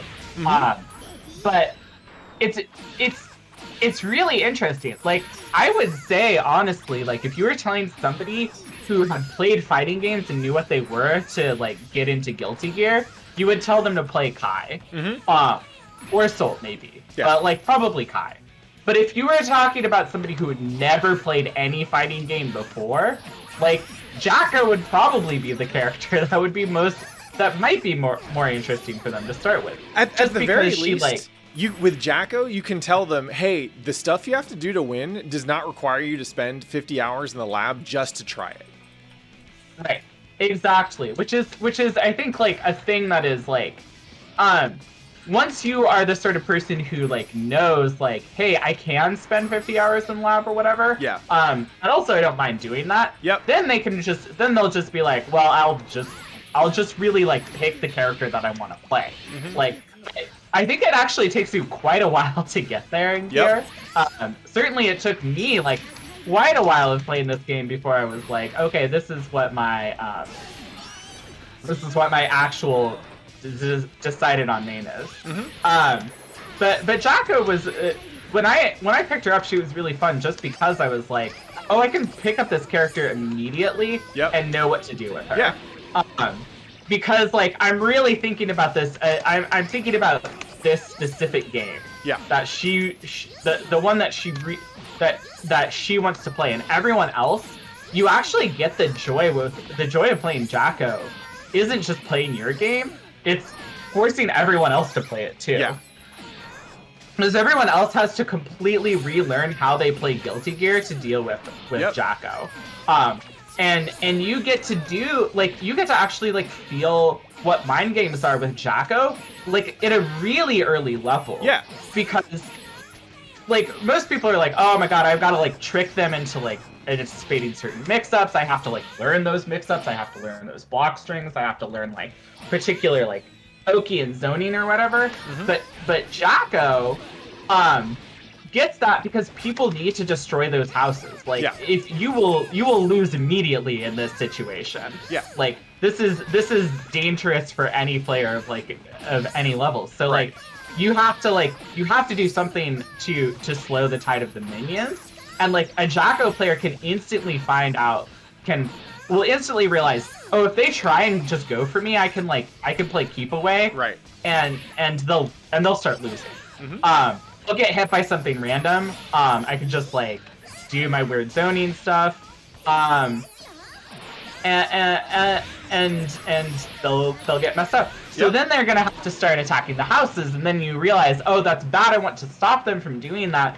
But you will also like learn like, oh wait, while they're like attacking the houses, then I can shoot them with a bunch of fireballs. Right. Like they have to like they're having to you're forcing every player to like split their focus between that, so that those mind games are like a really immediate, like you're actually playing kind of like the big game of fighting games pretty early on with Jacko, simply because of that. Now we could maybe like talk a little bit about like, does this stuff, how well is that stuff like actually conveyed? And how would players like actually know any of this shit that we know from like studying how to play Jacko? Yeah. But definitely that stuff was there, and her design is completely there, even if like there's more to like teaching and design than that, obviously. Yeah, I think, I mean, for what it's worth, like when I look at Jacko and I think about the thought that Jacko's like just attack design implies, it makes me feel like they were on the right track in some ways. I just think they still kind of overestimated the target audience here, right? That like, I like maybe Jacko would be compelling to like a diamond level League player or something like that, right? And I had mentioned this in one of my Strive videos, but I felt like one of my issues with Strive was basically just that they were designing for an audience that was less sophisticated. And that's fine, that's what they're trying to do. But like when I look at Jacko, I'm like, man, I wish this had worked. As much as I don't want to be playing 90 Jacko matches every day, like I wish this could have been a thing to move the needle, you know? Right. Because like the fact is that this kind of like superimposed like, you know, mini game shit, I think there's room to do a lot more of this in fighting games. And I think it's cool. Yeah, like, I think she represents something really interesting. All right. Like, yep. I think that in some ways, unfortunately, you've kind of already explained maybe why it didn't work, because like I think that Jacko, unfortunately, like makes sense to somebody who's an expert player at a different game. Yeah. But they actually have to have already developed a little bit of the mindset and understanding of like how a competitive game plays at all. Yeah. To be at the point where they're like, oh, I understand what a good strategy in a video game is. Yeah.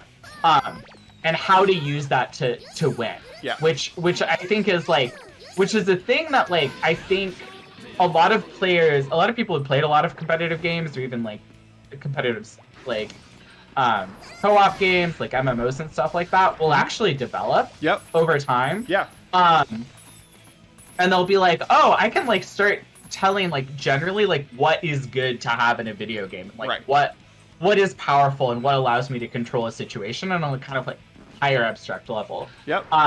But you would have to have that mentality and kind of like know that, and you would have to know Jacko is that character, and you would have to figure out how Jacko does that. Yeah.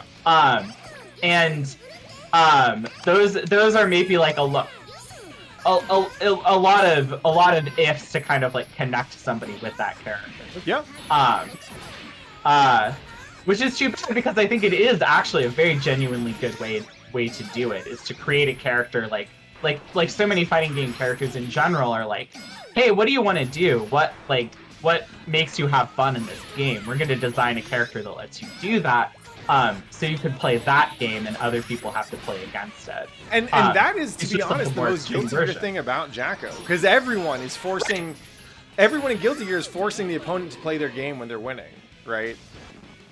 Other characters will adhere more closely to like fighting game conventions or whatever. But at the end of the day, everyone is playing their own particular, Guilty Gear flavor of bullshit. And in that respect, Jacko actually fits in with the cast quite nicely.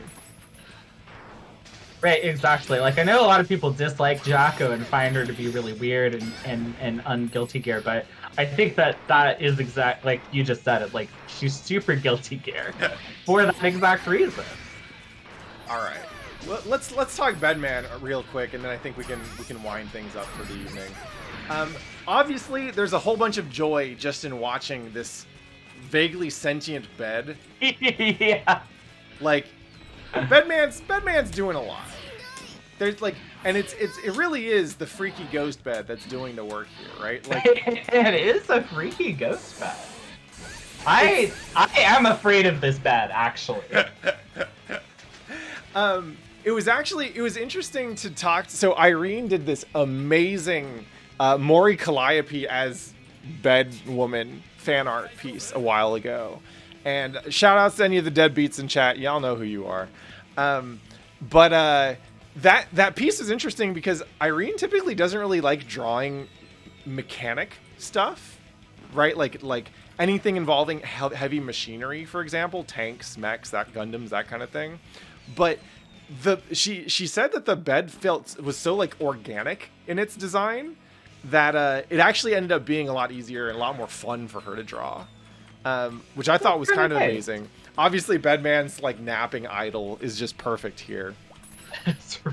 But like that he is so inert, like Bedman himself. Yeah.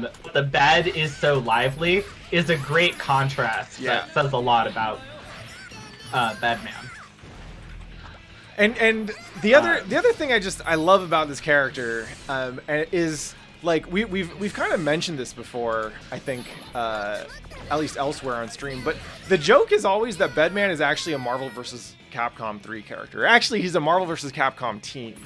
And he's, like, not a top tier one, but he's, like, pretty good. So, as a character, he's got this 8-way air dash, which is typically a characteristic of, like, Marvel pixies. Yeah. Right?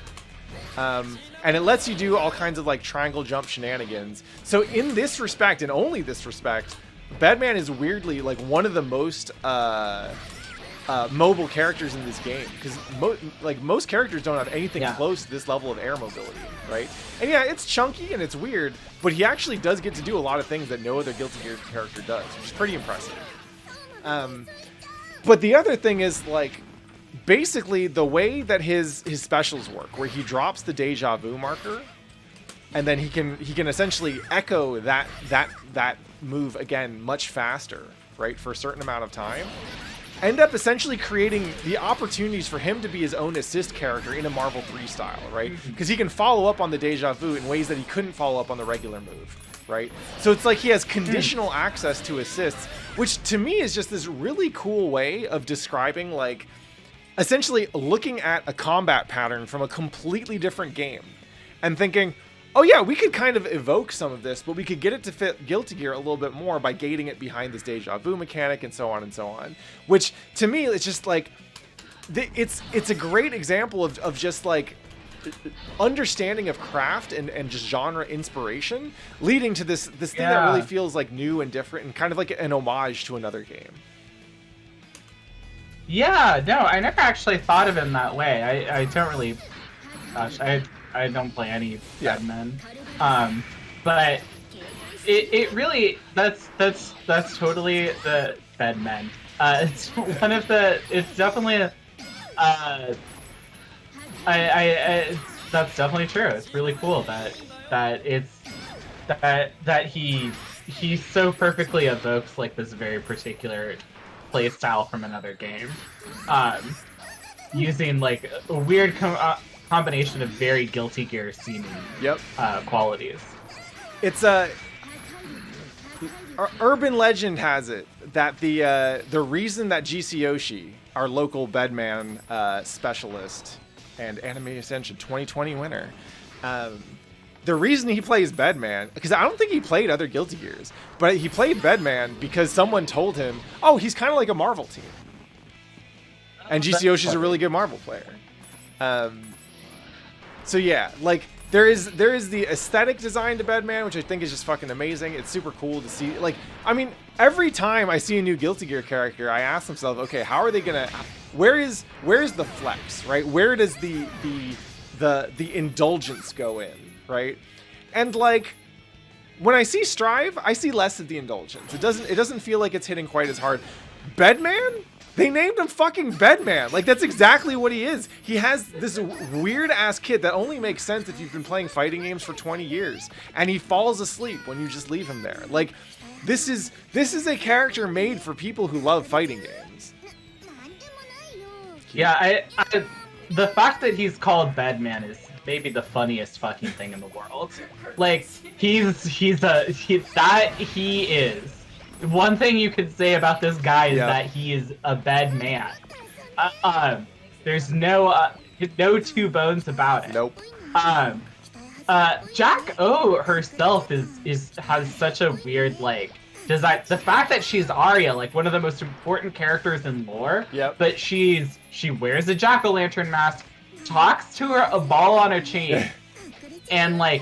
And has like she has like her like Arya voice and like this weird like child personality as well. Mm-hmm.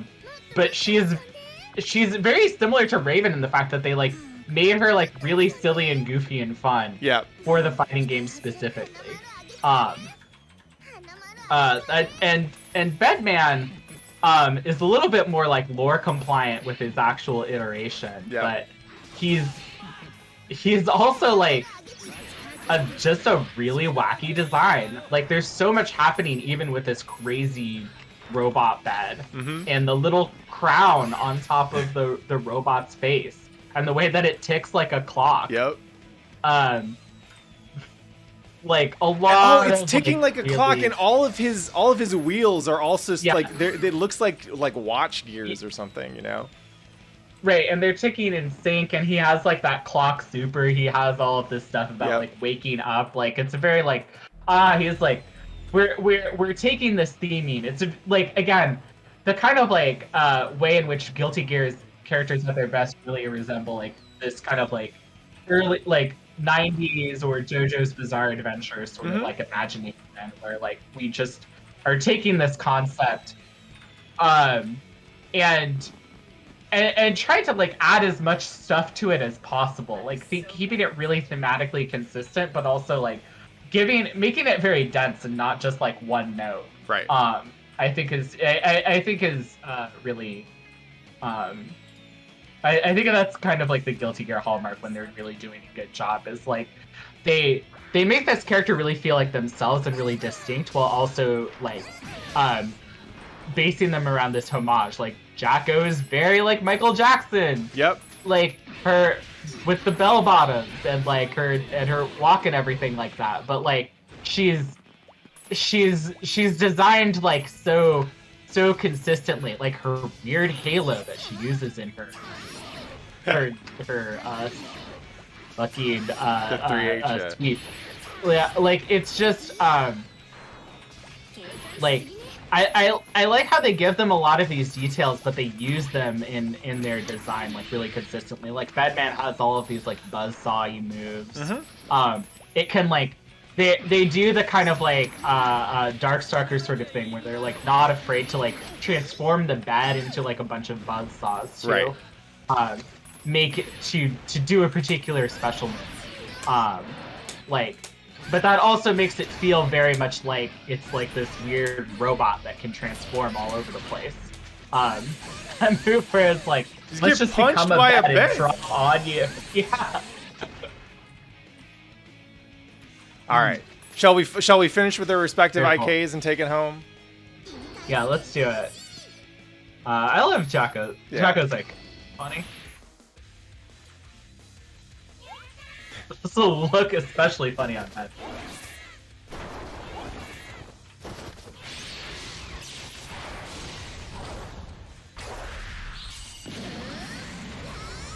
Her Common Rider kick.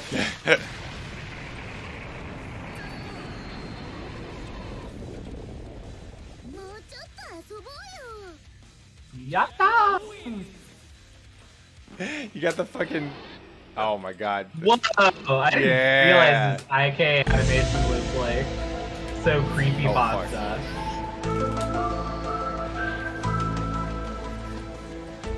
I do like that this is the one time. It's one of the best IKs. The fact that you actually see him get to like make expressions at a face. Yep. Only in his IK.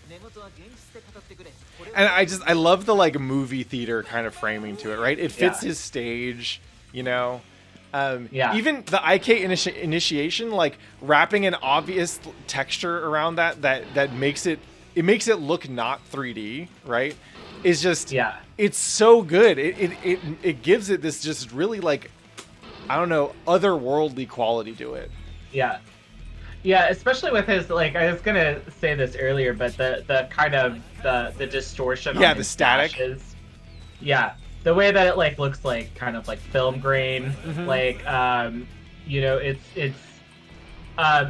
good for making him be like, oh, he's like warping reality because you're in his dream. Right. Again, it's like it's like, oh, we're like, his power is like dreams. The metaphor we're using is the theater and like movies. So everything is going to be themed very consistently around theater and film.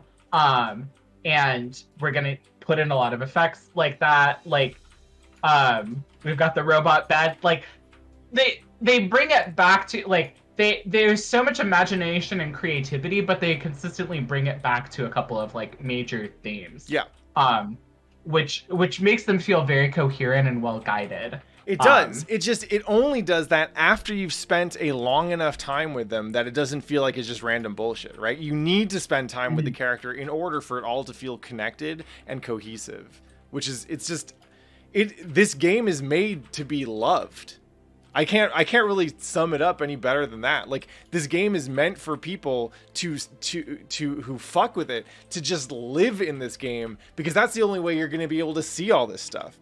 We spent 2 hours just now like mining our experiences to show some of the stuff that we thought of as the cream of the crop in this game, but we could easily spend another 2 hours going through just a couple more characters. So I'm curious, like, how did it feel to look at Arcana Heart and just kind of experience the difference in, you know, Xrd or Arx's character design at some of the high points that you've seen versus, like, I mean, Exam is just a different studio. They index in different things. Arcana Heart is generally not at the scope of a Guilty Gear, right? I mean, those games are fun, but they're definitely like I think that the personality of the characters in Guilty Gear really like shines through on a really different like level. Like, I mean, you can like characters from anything based on, there are a lot of different things, I should say, maybe, that like make you like characters. Yeah. And I, as I have like mentioned this before, I like kind of feel like Guilty Gear's story kind of like is maybe only disappointing because of how much personality these characters actually have. Yep. Like, that it feels like they deserve like a JoJo's Bizarre Adventure style story and not like kind of like this weird American like political action thriller from like the 90s or yeah, it's funny to think about the actual story events that happen in Guilty Gear and be like, okay, so the narrative explanation for why anything ever happens is like kind of just typical like anime obscure bullshit, right? Oh no, this thing is happening, which means this other thing's happening. Now we have to fight. But the actual like the stuff that moves the plot does feel pretty. It feels like a whatever movie, right? Like a Tom Clancy movie or something. And like, I guess that kind of fits Ishiwatari's like America Boo stuff, right? Like, it's clear, obviously, that this game obviously takes a lot of inspiration from various kinds of Western media. So that's a fit, but it also feels like a little bit of a letdown, you know? Yeah,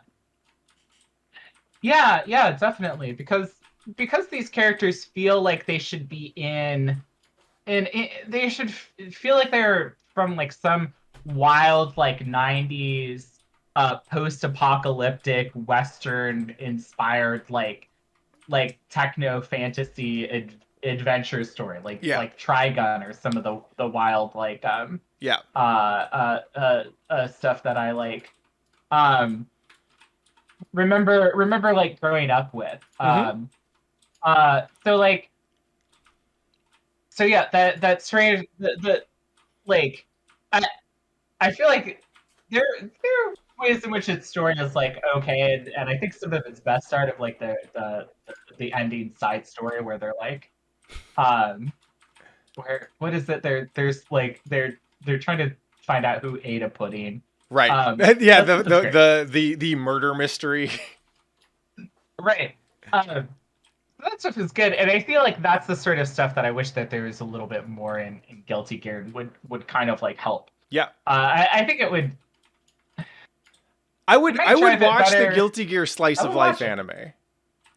Right. Like I actually, that actually is the one thing that I will say in praise of Guilty Gear Xrd story is that the part of that I actually liked was when they were like just chilling with Ram. Yep. This is a hammer. When they're like teaching Ram to be like a good guy, the fact that they're able to like deprogram her from being a villain by like giving her a hamburger and a puppy. It's really good. Yeah. Because it's just like it's very simple, it's very human, it's very sweet. The kind of like weird family of like Soul and Sin and Kai and Ram and Elfel was very sweet and gave them a lot of personality in a way that like unfortunately I don't think really any other character got to have. Yeah. Especially when they were like involved in like the big plot thing that was happening. Yeah. Which didn't really do a good job of making anyone feel like they were much of a person. But those moments were good. So let's have more of that. I mean, it is kind of funny to think that the Guilty Gear story ran into the same issues that every fighting game movie runs into, which is how the fuck do we show off 16 characters or more that anyone who comes to watch this thing is going to be heavily invested in one of them, so we can't fuck it up. Right, exactly. Which is kind of why, like, again, I could go on my ideas for like how you could make a fighting game story good, but I would make it a lot more like slice of lifey, and I would make it more. I would make it like more about like individual characters, like own little kind of like side stories to kind of like emphasize their own personal journey and building up that character. Yep. Rather than like making them side because nobody is like, I'm not playing Baiken because she's a side character in somebody else's story, right? Like I want to know what Baiken is like, even if I only get like a short time with Baiken. I want my short time with Baiken to be about her, not for her to kind of like support some other weird plot thing. If she just is spouting a bunch of lore and plot bullshit, I can't care about it. Thank you, as always. It was dope to have you, Aevee, and I look forward to doing this every week. Next week will be awesome. Thanks to everyone for tuning in. Holy shit, we got a lot of people watching this stuff. What up, y'all? Glad you tuned in for Games with Bee. We'll be back next week, and we'll be reviewing Guilty Gear Xrd tournament footage. It's going to be a ton of fun. Aevee, you got anything you're trying to plug? No, just follow me, watch my stream, Mammon Machine Zeal.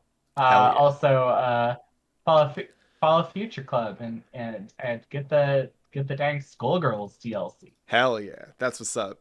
Shouts to Skullgirls. All right, we'll see you next week. And actually, if you tune in, we'll see you for Look Alive this weekend.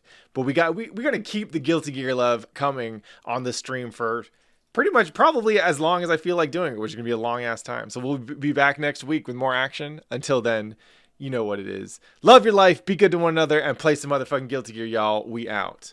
Mwah. Starsky, don't get me started. Good night.